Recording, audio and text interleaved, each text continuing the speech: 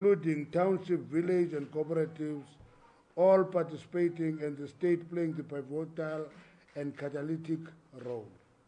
The NEC reiterated the NEC's full commitment to implementing the National Development Plan and the 9-point plan outlined by the President during the State of the Nation address. South Africa is experiencing challenges of weak economic growth, unemployment, high inflation, inequality, and such challenges as exacerbated by the current drought and water shortages. The ANC government is committed to resolving these challenges through targeted programs aimed at creating jobs, reducing inequality, fostering sound relations with stakeholders, and improving labor relations. The ANC government is taking decisive action to encourage ongoing investment in the economy. Some of the measures include addressing electricity supply issues, continued action to identify and reduce any regulatory processes that may impede or delay investment and enabling increased investment by South Africa in the rest of the continent. The NEC urged government to continue to draw on the work of the Department of Planning, Monitoring and Evaluation in the Presidency and its socio-economic impact assessment system in its efforts to reduce the unintended consequences of new laws and regulations before they come into effect. The NEC agreed that fiscal sustainability remains a priority for South Africa and that we need to stabilize and lower our debt to GDP ratio. The NEC endorses the commitment of our government to the cost containment measures announced in the 2016 State of the Nation address and the budget. The NEC is committed to mobilizing South African people around the common program that prioritizes spending on growth-enhancing, job-creating activities and protecting social services for the poor. The NEC agreed that the country must defend the integrity of our financial institutions and that the organization must work to ensure continued macroeconomic stability. The NEC directs that there should be speedy resolution to the unseemingly public spat between the finance minister and public agencies.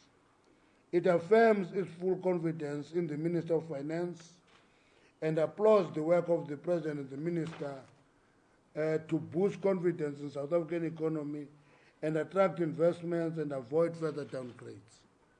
The NEC welcomes the establishment of Invest South Africa, overseen by the Interministerial Committee on Investment and chaired by the President himself. Invest South Africa is a one-stop shop meant to facilitate investment in South Africa.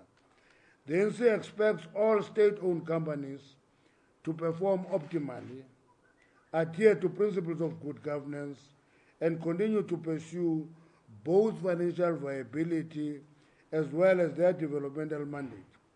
Accordingly, the NEC expressed particular concern about the financial viability of the South African Airways, continued governance challenges that have undermined its stability and competitiveness, as well as its ability to pursue its turnaround strategy as adopted by Cabinet in 2013. Consequently, the NEC urged the government to rapidly resolve challenges facing the board of the South African Airways. Now, the NEC is confident that our policies and practices, as well as government economic actions, will contribute to reversing our present economic challenges and will ensure that we continue to give leadership to our country's economic turnaround. This will be done in partnership with all social partners, including labor and business. That is what we have resolved in the area of the economy. On local government elections, the NEC received an extensive report on the preparations and state of readiness for 2016 local government elections The NEC reaffirmed its commitment to the Back to Basic program and is satisfied with the progress already achieved in addressing the challenges faced by and in municipalities. The NEC is happy with the work done and progress achieved in activating our local structures, establishing its volunteer corps, and training them in preparation for the vibrant campaign that will get underway immediately after the launch of the ANC manifesto by the President on 16 April 2016 in Nelson Mandela Metro. Furthermore, the NEC applauds and salutes South Africans who have reaffirmed their registration, re-registered, and those that registered for the first time. We call on all South Africans who still have not done so to visit the municipal electoral offices in their respective municipalities and to verify through the IEC website so that nobody is left behind during the coming important local government election. The ANC also urges South Africans who have not registered to register during the next registration period of 9 and 10 April 2016. The NEC noted with concern the recent electoral court ruling on the Tlokwe matter and has joined the IEC Constitutional Court to appeal as an amicus curiae. The people of South Africa fought long and hard and made enormous sacrifices in order to attain the right to vote. And the ANC NEC believes that this right must not be taken lightly. The NEC is thus concerned that the unintended consequences of the ruling may result in millions of eligible voters being disenfranchised. The NEC resolved that the ANC will announce mayoral candidates for metro and strategic municipalities prior to local government elections. We are departing from the old tradition of only announcing mayors after the elections. This will be done in line with the resolution of the 52nd National Conference. We are quoting the resolution for you so that there must be no confusion about what will happen. It goes, at local government level, the REC should make recommendations of not more than 3 names of cadres in order of priority who should be considered for mayorship, and the PC will make final decision based on a pool of names submitted by the REC. Those names of those members of either the REC or the PC who are being considered for deployment should recuse themselves when discussing decisions affecting them are taken. The NEC is firmly convinced that the ANC will win the 2016 local government election decisively, as South Africans remain confident in the leadership of the ANC and are fully aware of its record of delivery and its commitment to the people of South Africa and their well-being. I must add that to ensure that we work together as various organs of the organization, once the PEC has nominated and selected mayoral candidates, those will be discussed with the NEC and the officials, so that if the national structures have an issue with a particular candidate, they think that is not a good enough candidate, we'll still make an input and even change that candidate. But on the alleged business influence on the state, the ANC NEC had frank and robust discussion on the serious allegations surrounding the Gupta family and its purported influence in the appointment of ministers, their deputies, and other positions in key state-owned entities in their interest. Such actions can have no place in the ANC and its government, as they have the potential to undermine and erode the credibility and confidence of our people in the leadership of their organization, the ANC and its government. We reject the notion of any business or family groups seeking such influence over the ANC with the contempt it deserves, while also recognizing the need to act to protect the integrity of our government and our organization. The appointment of ministers and deputy ministers is the sole prerogative of the President of the Republic. In line with the Constitution, to this end, the ANC continues to confirm its full confidence in our President. The NEC mandated the officials and the NWC, that is the National Working Committee, to gather all pertinent information about the allegation to enable the ANC to take appropriate action on this matter. The ANC calls on all members who have information to approach the Secretary General's office. Office is broader than me. And the NEC will develop a code of conduct for ANC members doing business with the state. In addition, the NEC expressed its utmost disgust at the arrogance, disrespect, and reckless journalism displayed by the New Age newspaper on 18 and 19 March 2016, ANN7 News Channel 16 to 18 March 2016, and the representative of the Gupta family. They have characterized the ANC as a group of factions for and against President Zuma. The NEC also condemned the report in the city press and other media outlets on 20 March 2016 containing similar allegations. The ANC reserves the full right to take the necessary action in this regard. In other words, we have a right, Zizi, to go anywhere else and try to get this thing of generalship. That is accorded to us by some ANN7 that were generals and rebels in the ANC.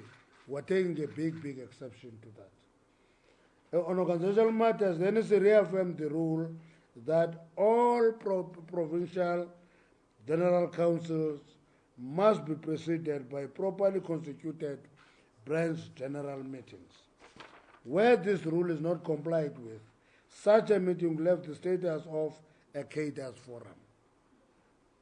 The NEC confirmed that public representatives of the ANC are not required to sign any post-dated resignation letter. It has happened in one of our provinces. The NEC regrets the decision of the High Court to grant parole to Janus Walus, the murderer of Chris Hani, and welcomes the decision of the Minister of Justice to take this decision on review. On Human Rights Day, the NEC dedicates this Human Rights Day to the advancement and promotion of non-racial South Africa, and the NEC urges all South Africans to fight racism in all its manifestations and to build unity and cohesion in our country. On Good Friday and Easter weekend, we wish all Christians well over the Easter weekend and safety on their travels to the various church gatherings across the country. The ANC urges all South Africans to observe the rules of the road during the Easter weekend, be patient with one another, and arrive alive at their various destinations. The ANC is encouraged by the efforts of the Secretary General of the United Nations to resolve the question of independence and self-determination of Western Sahara. And the NEC calls upon all peace-loving people the world over to support these efforts. The NEC congratulates Dr. Aaron Mtwaledi on receiving the USA TB Award in recognition of South Africa's leadership in global fight against tuberculosis. The NEC further congratulates the newly crowned Miss South Africa, Ndando Engosi Kunene, and wishes her well as an ambassador of our country. That is the end of our statement. Thank you, SG. Back to Zizi. Thank you very much, SE. You're now crossing live to Zizi. Can we take questions? I'm sure we'll take into account the issue of time that we started late. I have Hajra. We'll only take that last round. Oh, Stephen. Grotes. Hajra. Good evening, SG. Hajra Maji, Kawa FM. In your summation of the discussion around the Guptas as well as the coverage of the Guptas, is the NEC or are you not selectively quoting media reports without even trying to defend anyone? There's serious allegations being made in the media by an ANC member, Becky Mentor, that President Jacob Zuma was in the home of the Guptas. And when she responded to him saying, I'm sorry, I can't do what they asked him, his response was, it's okay in Ntombazana. In the Sunday Times today, there's an allegation by the former CEO of GCIS, Themba Maseko, that it's the president that called him and told him to go to the Gupta residence. That's number one. Number two, was there a discussion around ill discipline of ANC members? Did the NEC discuss whether Felice Jonas should have approached the top six before going down? Thank you. Okay, Stephen. Stephen Curtis, Eyewitness News. Mr. Mantashe, people who are going to come forward with information, can you give a promise now that they'll be protected? And I mean specifically politically. In other words, if someone is Felice Jonas, for example, and Deputy Minister of Finance, you might feel that by coming forward, your position might be changed around you. Are you able to give an assurance to ANC members, whoever they may be, that they'll be protected politically? And then, in the future, from now, do you expect, as the ANC, to be consulted about any future cabinet appointments or reshuffles? There was a Mgambi. Thank you very much. Colin Mgambi from ENCA. SG, the foundations of Tambo, Mandela and Kafrada have written a letter to the ANC, which we understand you've received, appealing to the party to take note of the mood of the people of South Africa and to take urgent corrective action in the best interest of the country. Now, the question posed to you, SG, is, would you say in this meeting, would you say that this particular meeting has been reflective of that? And just as a second question, is there anything more that the party has decided, apart from members who've been approached, to then approach the Secretary General's office? For example, the SACP has called for a judicial commission of inquiry. Did that find any favor inside the NEC? Thanks to Oli. You might last hand. Thank you. It's Govan from Eyewitness News as well. Mr. Mantashe, mine is just on comments that were made by NEC members and leaders of the Women's League, Batavile Lamini, the minister, saying that in the NEC, all the members or most of the members have small skeletons in their closets, and if that had to be released, all hell would break loose.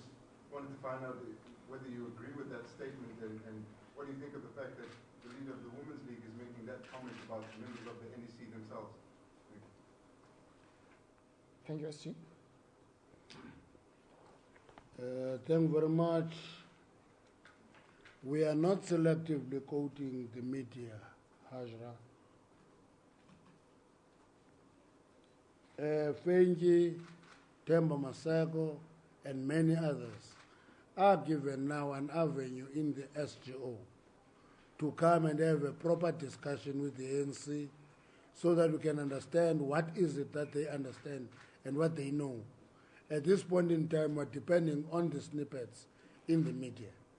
So that cannot be the basis for any discussion, for any decision by any organization that is self-respecting.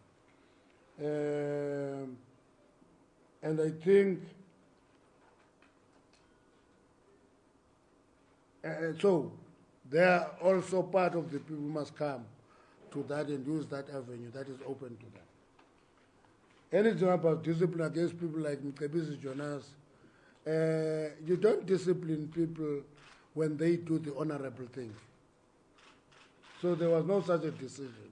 But those people who take public platform and make that pronouncement is what they think but you don't discipline people for doing the most honorable thing and actually say to the organization, there is a problem here. It is not done. Will members be protected politically? Politically, they will be protected. That's why I want them to come forward. But I want to demystify the fact that if you have come to the fore, then you are immune from any action in the organization. For example, I'm a minister. I came forward. If there is a reshuffle, I am reshuffled. Will that be seen as punishment? We can't allow disclosure to be used as protection. But politically, the ANC will protect them. It will protect their rights. It will process anything that they raise that needs protection of the ANC. The three foundations that we have written, you see, yesterday I met the CEOs of the three foundations, and they left this correspondence with me. And I said to them, the other day I received the other one, which is on the front page of one of the newspapers. I think it's Sunday Times. And I see them. Both people who brought that correspondence to me, I said to them, listen, I'm hoping you are giving this to the ANC. You are not giving us an open letter that will be in the media. So if both of those letters are with the media, that means both the three foundations and the comrades who sent us the first letter actually could as well send an open letter to the media.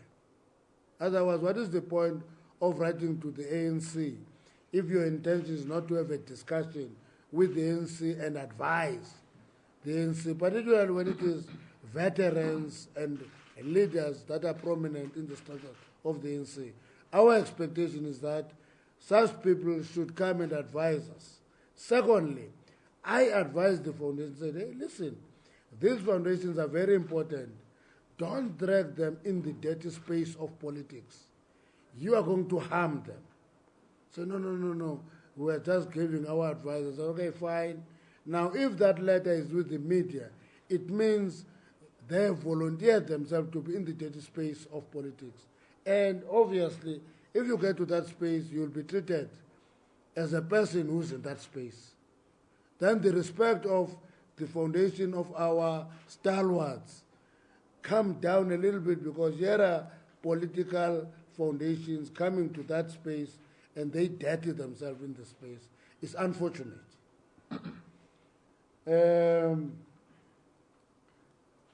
We didn't discuss the Communist Party. We had our discussion as the African National Congress. So if the Communist Party is asking for a judicial inquiry, it is the resolution of the Communist Party. Now, we don't overlap. We're an alliance of 4 individual resolution of the African National Congress.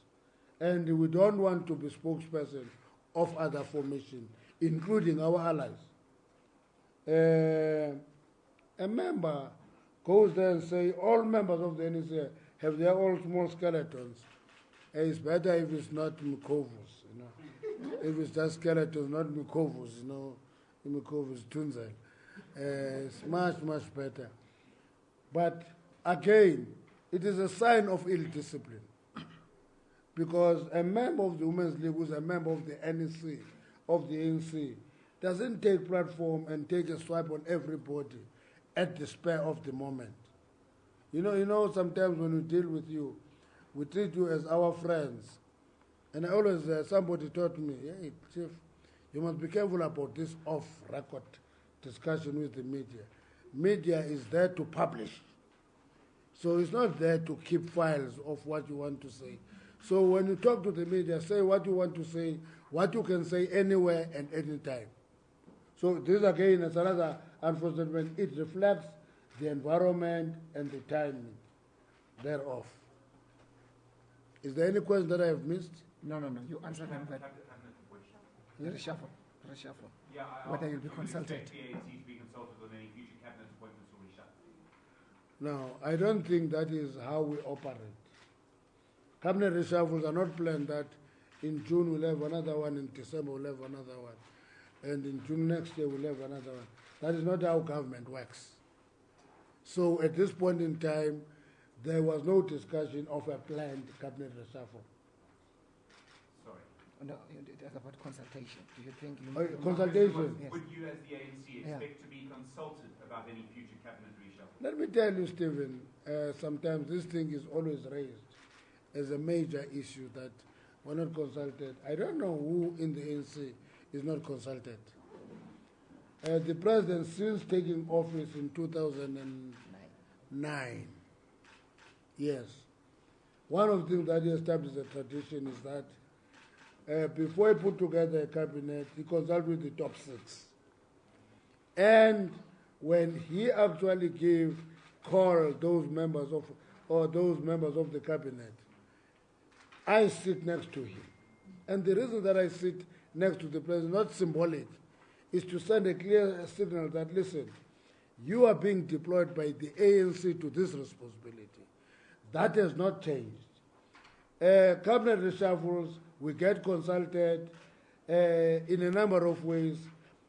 If I have a complaint of consultation, maybe the time is short or that, but the president of the ANC, Jacob Zuma, in every change in the cabinet, does consult the top 6. You know why we only consult the officials? It's because everybody else should be an interested party. Just close your eyes and think of any cabinet constitutional reshuffle discussed in the NEC. There would be chaos, because why is this and not me? It can't happen. But the top 6 of the ANC is always consulted, so that expectation continues. It's not something new. I start right at the back, I take these few hands, and then I'm done. You first. Franz from Bloomberg. Given that the president's relationship with the Gupta family is known to be quite close, he said himself that he's friends of theirs in several new reports, such as today. Themba Maseko said it was with the knowledge of the president. The president's son is in business with the Gupta family. Was his role discussed in terms of when you discussed the Gupta family and their alleged influence over state bodies? Thank you. If so, can you give us an idea of what was said, and if there was anything said about how he should comport himself in the future? Okay. My name is Bobby from Vinakasi Media. My question is the president willing to take accountability for the decision and resign in front of the people of South Africa? For the decision? Let me repeat it again. Is the president willing to take accountability for the decision and resign in front of the people of South Africa, as much as we heard that the people want the president to step down? I had that question in Parliament. But it sounds very familiar. Someone asked that question in Parliament. But anyway, it's you. You can see it is written. Yeah, it's written. He's reading it. No, it was asking Parliament. Yes. Yes. Just to add to my colleague's question, once the president asked about the allegations that were made by regarding the Guptas by Themba Maseko, and what was his response? And secondly, did at any stage a question arise for the president to be recalled?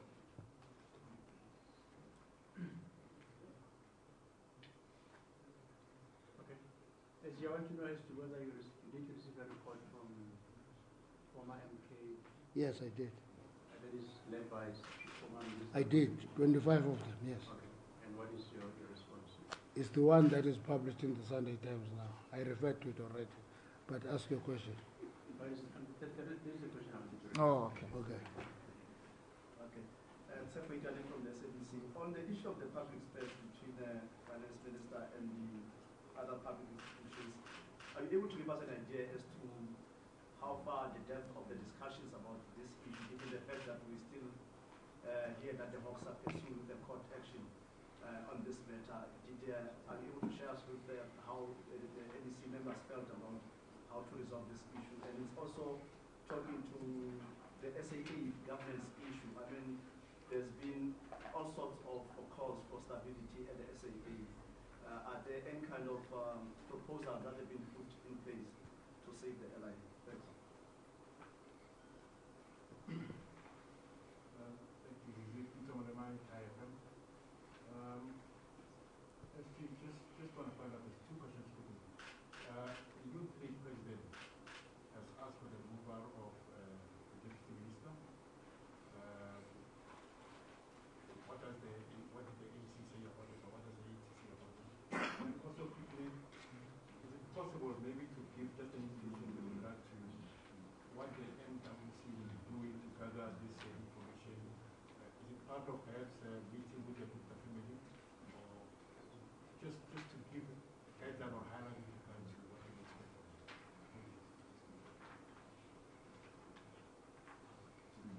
it? No. You're my last hand. Omar Mutasa from the BBC Africa Service. Mr. Gwede Mantashe. Yeah, Gwede Mantashe, yeah. There are reports from Northwest Premier that recently issued a statement that foreigners will not be allowed to do any more business tax shops in townships. I don't know if, as the NEC, you have discussed this matter. The second question is about, people have been talking about capture the nation, but others have been saying that the Guptas have captured the president. I mean, how do you look at that reaction from the people that it's the president who has been captured, it's not the state? Okay. Thank you, SG. Put your hand down. Hands down. Yeah, no. We done that. That was the last send on the Northwest. On that note.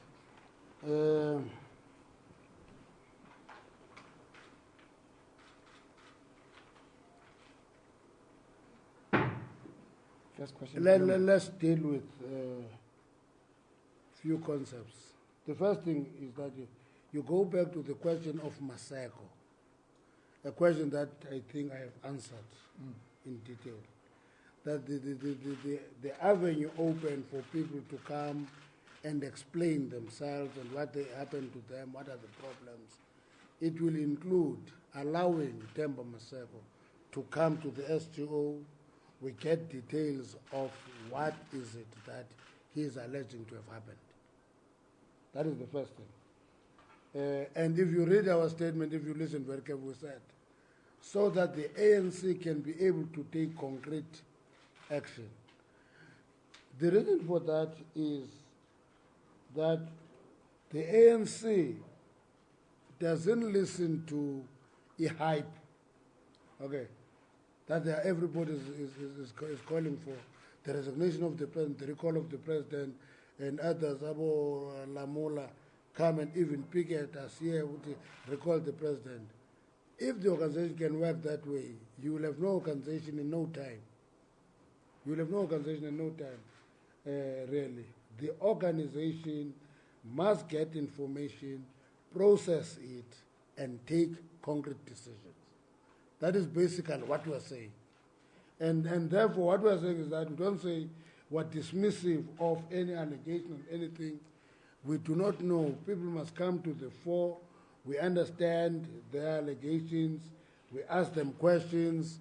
Then we report to the NWC and process that issue. Ultimately, it comes to the NSA.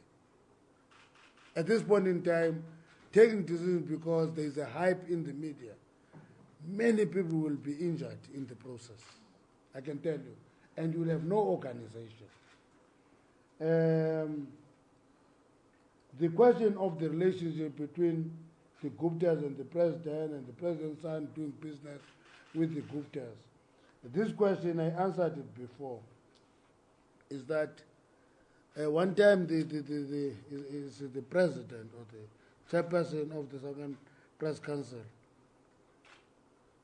Ujudge. Ujudge Ngwebe. Huh? Ujudge Ngwebe. The chairperson or the president? Chairperson. Chairperson of the Appeal. of the appeal of the Southern Press Council. In a judgment between ourselves and the Daily Dispatch, by the outcome, which was a majority judgment, not unanimous, 3-2, actually supported a very strange notion of families of politicians are proxies of politically connected individuals. I've said that, I'm repeating it today, I don't subscribe to that notion. Because that notion is dangerous in this way. If you are a political activist and a politician, you are Zizi Kodwa, you have children, you send them to school, they become professionals. They must not work until you stop being active in politics. It can't work that way. Once I have a child who is a professional, who is an adult, that adult, child of Gwede Mantashe, must take his decisions. If Jacob Zuma's son is in business with the Guptas, that is something else. What will concern us is only when that relationship impacts on the ANC. Who relates with who does business with you, is not what we should be preoccupied with in the ANC. But if that relationship begins to impact on the ANC, that is what we are going to safeguard the ANC for. That is it. And in that situation, we'll do what we say we're going to do, get the information, get the report, process it, ask questions. If we must confront the Guptas, we will confront them. We've met them before. We'll have a follow-up meeting with them in the coming week, because if they're in the space with us and their name keeps on popping up around the ANC will have to engage with that reality. But you don't just because people say so come to a determination. It doesn't work like that in real life.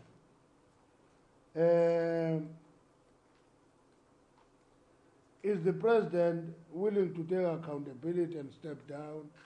That's why I said it's a question written for you by a political party that raised that question in parliament. All I'm saying is that never arose in the NEC. That's my answer. It didn't even arise in the NEC. MK veterans, I've already responded to that question, because it's on the first page of the Sunday Times. And our view is that if the MK veterans led by General Stwenyande are genuine about wanting to engage the ANC, they don't engage the ANC in the Sunday Times.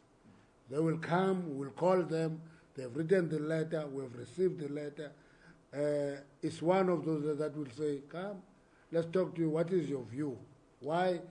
And also ask them at that point, why when you engage us, do you at the same time release that letter to the media? That is not genuine engagement. It's sensationalizing the issue. It's sensationalizing the issue. And if we can run an organization on the basis of sensation, there will be no organization. I want to emphasize this so that journalists must appreciate how an organization works.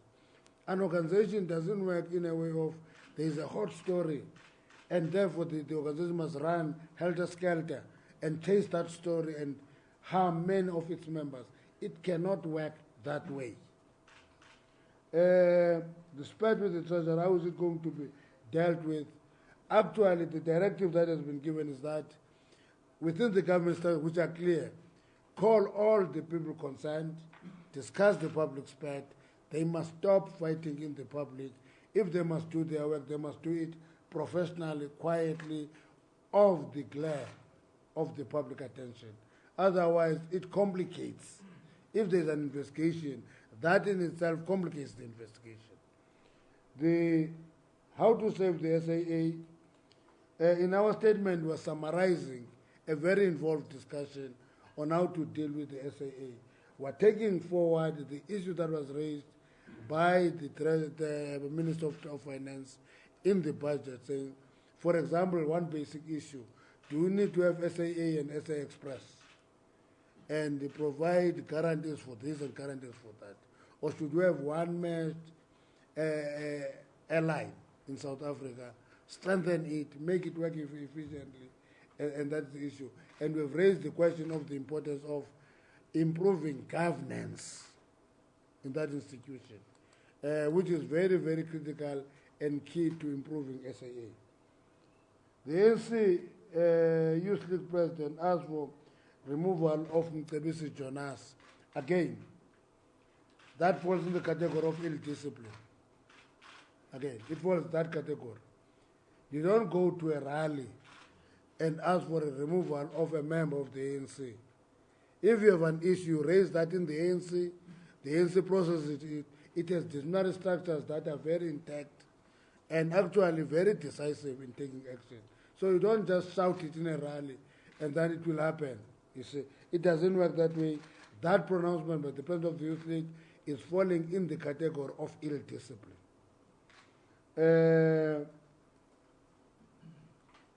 We've already explained how we're going to gather the information. We'll hear people. We've already, as people talk, we're compiling that list. We'll call them. Hey, please come. Let's hear you out. What happened? Tembo Masek, what happened, Feki? What happened, Mkebisi? What happened, so and so? And so on and so on.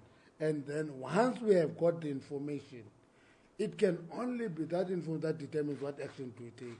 Because running an organization is based on a principle of establishing truth from facts. That is how you run an organization. You try to establish truth from facts. You don't just chase information because it is sensational. It doesn't work that way. We didn't discuss the question of the pronouncement by the Premier of the Northwest about foreigners not allowed to do business in township and in the villages. But in the past, let me just give you an indication. In the past, there are quite a number of countries in Africa, to get my point, which say small businesses must be the preserve of that nation. Because small business constitute incubator for business people of the country. And I think the Premier of the Northwest is actually talking to that issue. I don't think we can have a blanket ban for foreigners from doing business anywhere. You can't have that. But there should be some protection of local small business to grow, because smallness is not a destination, it's a stage in development. Otherwise, if you don't protect them when they're small, you will not have big business in the future. And I think it's a discussion that we'll have, but in the NEC, that debate didn't arise. Capture. We're going to have a very interesting discussion on this matter. It started now to try and flesh it out theoretically, the question of state capture. How does it work? Is it only when I capture this, therefore that is state capture? Or does it go to the government that is progressive, disarticulating progressive policies, and therefore becoming just an outlet of business interest? That debate has started and it will continue until we are clear in our mind what it means. But the reality of the matter is we can never allow a situation where you have leadership that are converted into agents of business interests or state institutions that are controlled outside of this of themselves. Once you have that, there is a danger of capture, and that danger of capture will destroy the state. Everybody is alive to that issue, but we have started a debate and it will be fleshed out further, because we need to clarify ourselves as a party and as the country, because it's not just an ANC matter, it's a national matter. That's it. Yeah. Thanks very much, SG. Ladies and gentlemen, you were live at in Irene. Thank you very much. Good evening. That brings an end. Sorry, I believe the gentleman's question was, does the ANC believe that the president is captured and not the state? That was his question. No, I'm giving you an explanation No, we've answered it. of the capture. Okay. So the president is not captured? No, I think that is a wrong question. Not just unfair, it's a wrong question. Okay, because you're saying to me, make a judgment. That's what you're calling for. Yes. Okay, thank you. I'm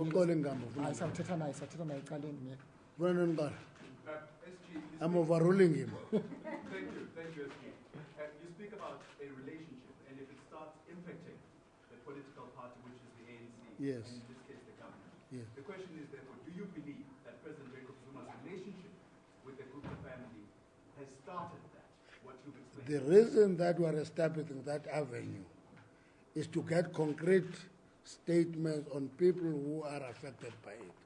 When we get those statements, we will actually establish truth from facts. Okay. Thanks very much. Good evening.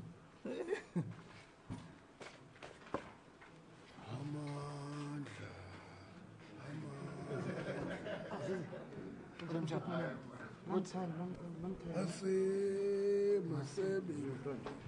Devo. When? You don't know.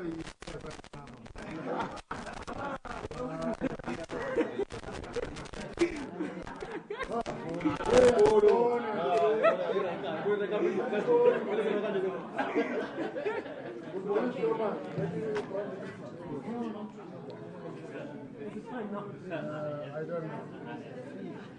That was not a political question.